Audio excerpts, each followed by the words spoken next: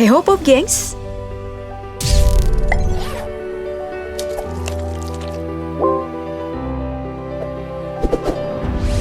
Seandainya kamu jadi miliarder, duitnya bakal kamu apain? Bikin istana? Koleksi barang mewah? Atau liburan keliling dunia? Beberapa miliarder berikut ini malah melakukan hal yang tidak terduga hingga jatuh miskin loh. Yuk langsung disimak sampai habis. Kita mulai dari artis legendaris Mandarin, Chow Yun-fat. Tak banyak yang tahu kalau aktor kelahiran Hong Kong 18 Mei 1955 ini dibesarkan di lingkungan komunitas pertanian di sebuah rumah tanpa listrik. Saat kecil, ia membantu ibunya berjualan dimsum di pinggir jalan. Sore harinya, ia bekerja di sawah. Hidupnya mulai berubah saat ia ikut pelatihan aktor dan mendapatkan kesempatan untuk mulai berakting. Sejak saat itu, ia mulai memainkan 93 judul film. Belum lagi sinetron yang juga nggak sedikit hingga membuatnya memiliki harta mencapai 10,7 triliun rupiah. Namun, bukannya berfoya-foya nikmatin hasil usaha kerasnya selama ini, Chow Yun-fat malah menyumbangkan semua kekayaannya di sejumlah yayasan amal. Ia pernah mengatakan, jika uang itu hanyalah titipan, dan percaya jika uang bukanlah sumber kebahagiaan. Ia lebih memilih hidup sederhana. Dalam sebulan, katanya, Chow Yun-fat hanya ngabisin sekitar 1,5 juta rupiah aja. Widih, aku kok merasa gak cukup ya? Dan ini perkataan doi yang menurut aku keren banget sih.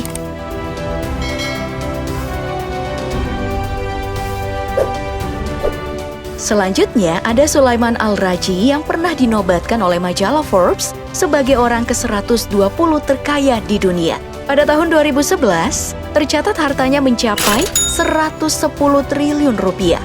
Padahal nih, Sulaiman Al-Rajhi ini sekolahnya cuma sampai SD doang loh. Tapi berkat kepiawaiannya melihat peluang pengelolaan saham di Bank Al-Rajhi, ia menjadi sukses.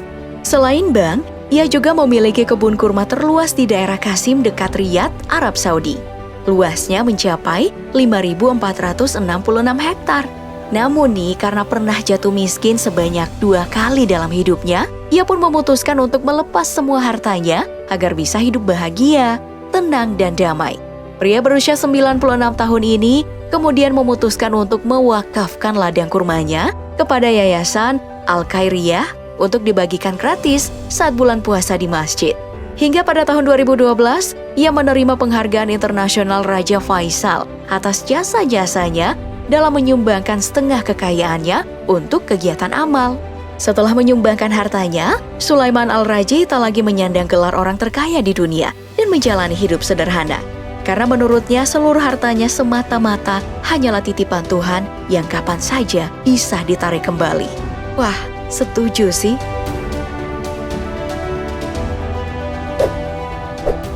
Next, ada Chuck Fanny, pengusaha barang-barang mewah bebas pajak yang sering dicari wisatawan dunia asal Amerika. Chuck telah menyumbangkan hartanya hampir 129 triliun rupiah ke seluruh dunia melalui yayasan pribadinya. Awalnya, pria kelahiran 23 April 1931 ini terinspirasi dari tulisannya Andrew Carnegie yang berjudul Wealth yang mengatakan bahwa mati dalam keadaan kaya sama dengan mati dengan malu. Fanny kemudian mendirikan Yayasan Filantropi Atlantik pada tahun 1982. Kini, ia menjalani kehidupan sederhana, seperti bepergian menggunakan kereta api, taksi, atau bahkan berjalan kaki saat beraktivitas.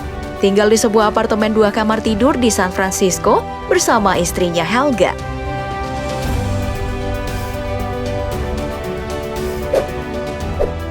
Berikutnya ada penulis novel Harry Potter yang udah gak asing lagi dong. Yup, J.K. Rowling. Dia adalah salah satu orang terkaya di dunia pada tahun 2011 dan tercatat sudah menjual hampir 2,6 juta buku hingga kekayaannya mencapai 17 triliun rupiah. Kalau orang lain kebanyakan malah hindarin pajak kan? Sebaliknya, ia justru dikenal selalu membayar pajak dalam jumlah yang besar dan sangat gemar menyumbang.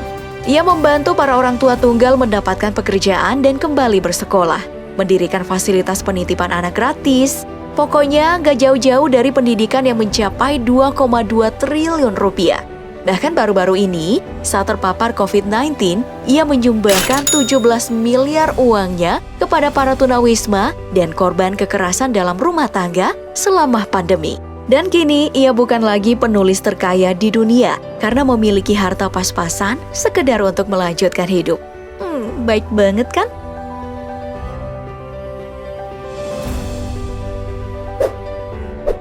Nah, ngomongin soal miliarder, kepala eksekutif Apple Incorporated, Tim Cook, yang menggantikan posisi Steve Jobs selaku CEO sejak Agustus 2011, gak boleh dilupakan.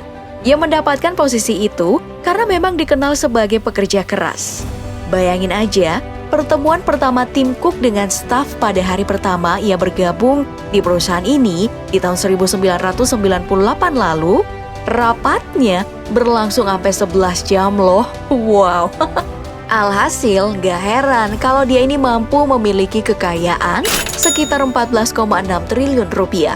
Pria kelahiran 1 November 1960 ini lebih senang mendonasikan seluruh harta kekayaannya untuk bantuan kemanusiaan dibanding Steve Jobs yang cenderung tidak begitu suka dengan kegiatan filantropi.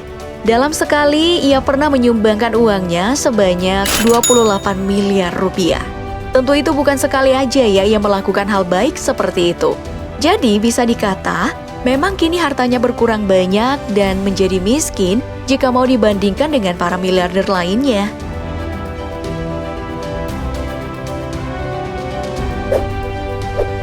Kita kembali ke miliarder asal Arab Saudi, Al-Walid bin Talal Al Saud, yang juga masih bagian dari keluarga kerajaan Arab Saudi dan dikenal sebagai Donald Trump-nya Saudi. Dia ini adalah orang terkaya ke-45 dengan kekayaan mencapai 277 triliun rupiah.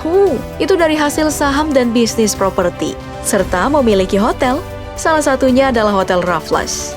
Namun nih, sebenarnya dia pernah tersinggung loh, karena beranggapan kalau Forbes meremehkannya dengan hanya menulis kekayaannya itu 146,7 triliun rupiah dan membuat dirinya hanya menempati posisi ke-26 dalam daftar orang terkaya. Padahal sebenarnya kekayaan Al-Walid bin Talal ini mencapai 452,3 triliun rupiah. Namun, karena ia mengenal Bill Gates yang gemar menyumbang harta, ia pun jadi terinspirasi. Bahkan sumbangannya mencapai 50 triliun rupiah ke organisasi amal dan membuat kekayaannya kini menjadi semakin berkurang. Jangankan 50 triliun rupiah, lihat uang 1 triliun aja aku belum pernah tuh.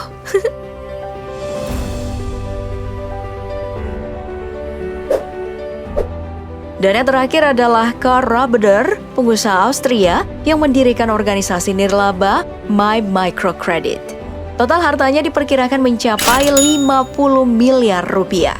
Namun, karena sejak tahun 2010 ia mulai bosan dan menganggap kekayaan yang dia miliki hanya membawa kesedihan semata, Karl akhirnya menjual semua harta yang dimilikinya untuk kemudian disumbangkan.